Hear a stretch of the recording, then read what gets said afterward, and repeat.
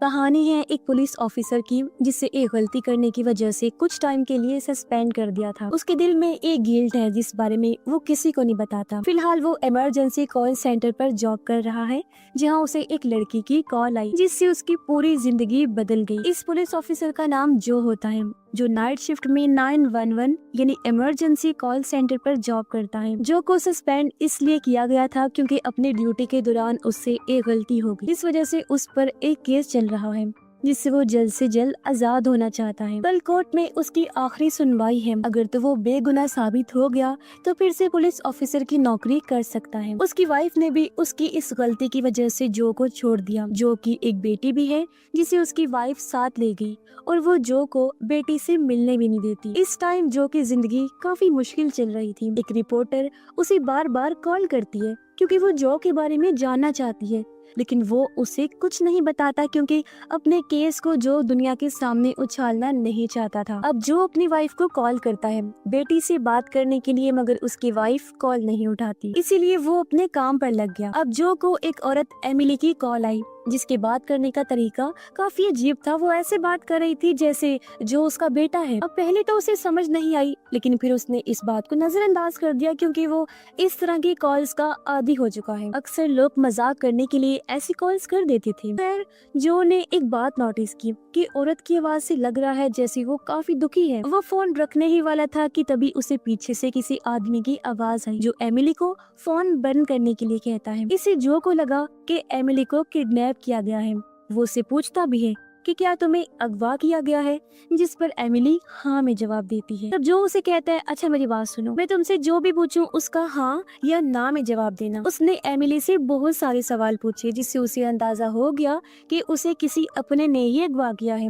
और अब उसे एमिली को बचाना है। जो उसका नंबर ट्रेस करके उसकी लोकेशन देखता है। उसे पता चला कि किडनैपर यानी अगवा करने वाला उसे व्हाइट वैन में एक हाईवे से शहर से बाहर ले जा रहा है। वो एमिली की कॉल को होल्ड पर लगाकर पुलिस की पेट्रोलिंग टीम को कॉल करता है और एमिली के बारे में सब कुछ बता देता है। तभी उसकी वाइफ की कॉल आने लगी, लेकिन उसने रिसीव नहीं की क्योंकि अभी उसे किसी भी हाल में एमिली को बचाना है। उसने फिर एमिली से बहुत सारे सवाल किए, लेकिन अब की बार एमिली के मुंह से एक ऐसा लफ्ज निकल गया जिससे किडनैपर को पता चल जाता है कि इसने अपने बेटे को नहीं बल्कि किसी और को कॉल की है। अब कॉल बंद होने से पहले जो उसे कहता है कि अगली बार जब भी तुम 911 पर कॉल करो तो कहना कि मुझे जो से बात करनी है, ताकि तुम्हें किसी और ऑफिसर को फिर अपनी सारी डिटेल ना बतानी पड़े। और तब एमिली फोन काट देती है। अब हालांकि इधर जो का काम पूरा हो गया था, लेकिन उसे अभी भी एमिली की फिक्र हो रही थी। वो बार बार उसकी लोकेशन देख रहा होता है। साथ ही वो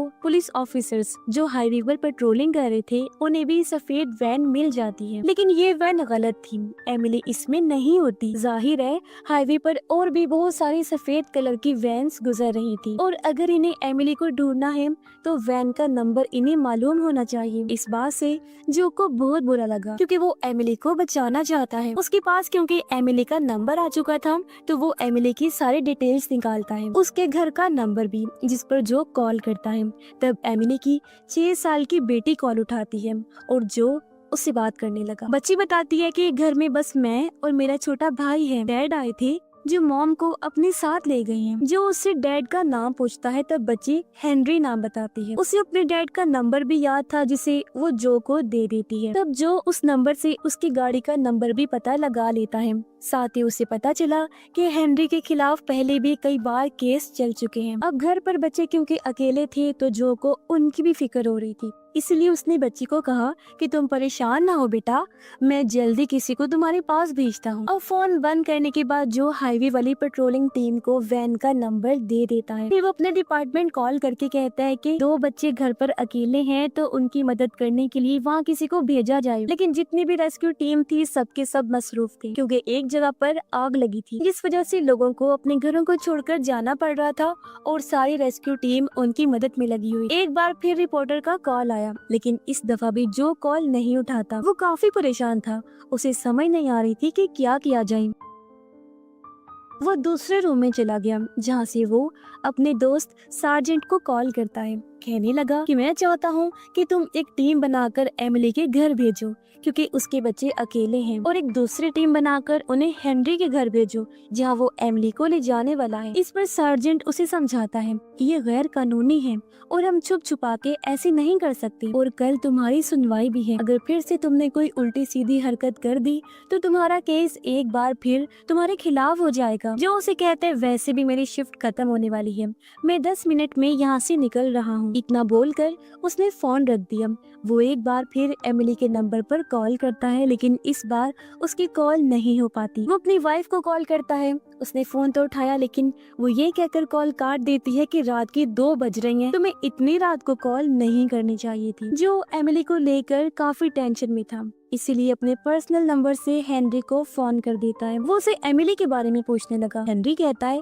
मैं कुछ नहीं जानता उसके बारे में। इस पर जो कहता है मैं जानता हूँ, तुम वैन के जरिए अपनी वाइफ को हाईवे से शहर की तरफ ले जा रही हो। ये सुनकर बिना बोले हेनरी फोन काट देता है। जो एक बार फिर उसे कॉल करता है, लेकिन कॉल नहीं लगती अब की बार। अब जो अपने कोलीग को कॉल करता है जो काफी परेशान था क्योंकि उसे जो के लिए कल कोर्ट में झूठी गवाही देनी थी। वो कहता है कि अगर किसी को पता चल गया कि मैं झूठी गवाही दे रहा हूँ तो मेरी नौकरी जा सकती है। इस पर जो ने उसे समझाया कि ऐसा कुछ नहीं होगा, तुम परेशान ना हो। अब जो उसे एमिली के केस के बारे में सब कुछ बता देता है और कहता है कि मैं चाहता हूँ तुम एमिली के घर जाओ ताकि तुम्हें इस केस के बारे में और जानकारी मिल सके। तभी एक ऑफिसर आकर जो को कहती है कि आपके लिए एक छोटी बच्ची की कॉल है। वो समझ गया कि एमिली की बेटी है, इसलिए वो जल्दी से बात करता है। बच्ची बताती है कि घर के बाहर कोई है जो डोर बेल बजा रहा है। जो बताता है कि हाँ बेटा, वो एक पुलिस टीम है जिसे मैंने ही भेजा है, तुम खोल दो दरवाजा। बच्ची ने ऐसा ही किया। तब पुलिस टीम अंदर आकर जो को बताती है कि बच्ची के कपड़ों पर खून लगा हुआ है, लेकिन ये उसका खून नहीं है बल्कि उसके भाई का है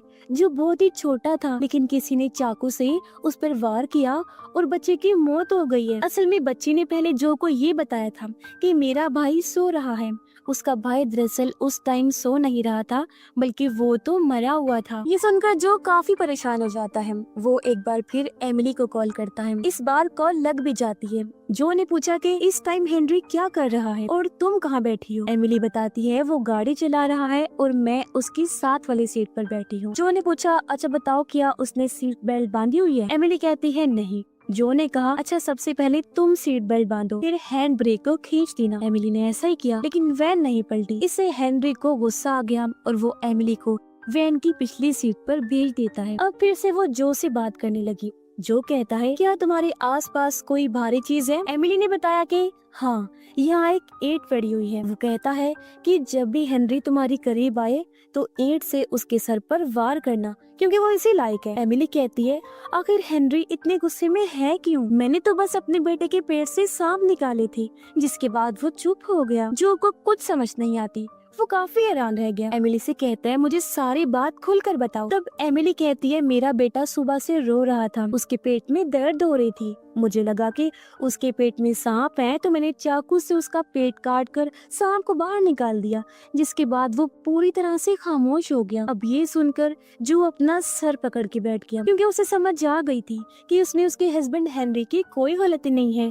सारा कसूर तो एमिली का है क्योंकि उसने अपने बेटे को मार दिया और हेनरी उसे घर से इसीलिए ले गया ताकि वो अपनी बेटी को भी ना मार दे। उधर जब हेनरी एमिली के पास आया तो वो ईंट से उस पर हमला कर देती है। जाहिर है ऐसा करने के लिए उसे जो ने जो कहा था। ऐसा करने के बाद वो भाग जाती है और ये सारा कुछ जो फोन पर सुन रहा होता है। उसे अपनी गलती का एहसास हुआ कि मैंने ही उसे ऐसा बोला था। और अब जो के उस दोस्त की कॉल आती है जिसे उसने एमिली के घर जाने को कहा था। वो जो को बताता है कि एमिली का मेंटल बैलेंस ठीक नहीं है। पहले वो एक मेंटल हॉस्पिटल में थी, लेकिन हेनरी के पास इतने पैसे नहीं थे कि वो उसके दिमाग का इलाज करवाता, इसलिए वो उसे घर ले आया। और अब जब बात हद से बढ़ गई है, यानी एमिली ने अपने बेटे की जान ले ली है, तो हेनरी उसे घर से दूर ले जा रहा है।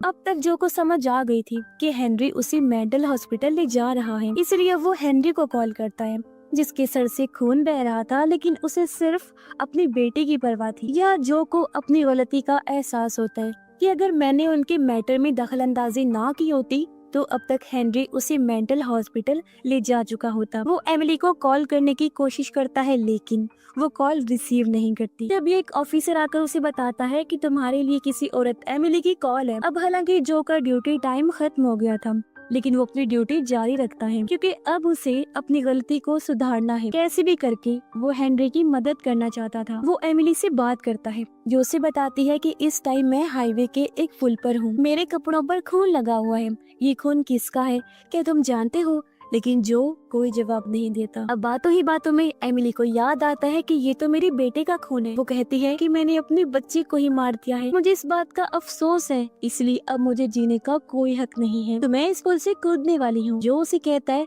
कि तुम ऐसा मत करो क्योंकि अभी भी बहुत सारे लोग ऐसे हैं जो तुमसे प्यार करते हैं। इसमें सारी गलती मेरी है। ये कहते हुए उसकी आंखों में आंसू आ गए क्योंकि सच में जो की ही गलती थी। और अब वो जल्दी से दूसरी टीम को भी एमिली के पास भेज देता है। तब तक उसे एमिली को अपनी बातों में उलझा कर रखना होगा। वो एमिली को अब अपनी कहानी बताता है। कहता है कि मुझसे बहुत बड़ी गलती हो गई थी। 8 महीने पहले अपने ड्यूटी के दौरान मैंने 19 साल के लड़के को गोली मार दी थी। कल मेरी कोर्ट में आखिरी सुनवाई है। मैंने खुद को बेगुनाह साबित करने के लिए झूठे गवाहों को इकट्ठा किया हुआ है। वो जब मेरे हक में गवाही देंगे तो शायद मैं बेगुनाह साबित हो जाऊं और मेरी जॉब मुझे वापस मिल जाए। उन गवाहों में उसकी वाइफ भी शामिल थी जो इस हरकत की वजह से उसे पसंद नहीं करती। यही वजह है कि वो नहीं चाहती कि उनकी बेटी जो से बात करे या फिर मिले क्योंकि जो ने बहुत गलत किया था उस बच्चे के साथ। भले ही वो ड्यूटी पर था लेकिन उसे अपने गुस्से पर कंट्रोल करना चाहिए था। अब एक तरह से एमिली और जो दोनों एक जैसे ही हैं। दोनों को ही अपने दिमाग पर कंट्रोल नहीं है। लेकिन एमिली को अब जब अपनी गलती का एहसास हुआ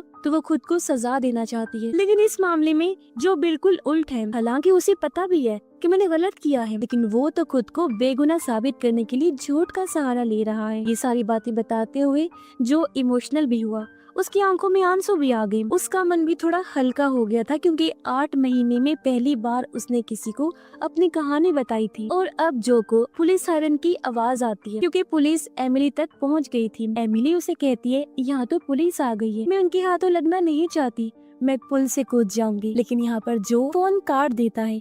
उसे बार बार अपनी गलती का पछतावा हो रहा था। वो कई बार उसे कॉल करता है फिर जहाँ इस बार पुलिस फोन उठा लेती है। वो बताते हैं कि एमिली पुल से कूदने वाली थी और उससे पहले ही हमने उसे पकड़ लिया। ये सुनकर जो को थोड़ी तसल्ली हो जाती है। साथ ही जो को ये बताया गया कि खुशकिस्मती से एमिली का बेटा भी जिंदा है। हालांकि वो काफी जख्मी है लेकिन उसे आईसीयू में भेज दिया गया है। ये सुनकर जो को काफी अच्छा महसूस हुआ कि आज मेरी वजह से 2 लोगों की जान बच गई है। साथ ही उसे इस बात का भी एहसास हुआ कि अगर मैंने इस फैमिली के साथ अच्छा किया तो उस फैमिली के साथ मैंने गलत किया था जिस लड़के को 8 महीने पहले मैंने मारा था। एक तरह से मैंने उन सब की ही जिंदगी बर्बाद कर दी। जो को अब अपनी गलती का एहसास होता है इसलिए वो अपनी कोलीग को कॉल करके कहता है कि कल तुम मेरे हक में झूठी गवाही मत देना। जो कुछ भी हुआ था वो बिल्कुल सच बताना। उसका कोलीग कहता है कि जानते हो ना अगर मैंने ऐसा किया तो तुम्हें तुम्हारी नौकरी वापस नहीं मिलेगी, तुम्हें जेल भी हो सकती है। जो कहता है मुझे अब इस बात से कोई फर्क नहीं पड़ता। इसके बाद वो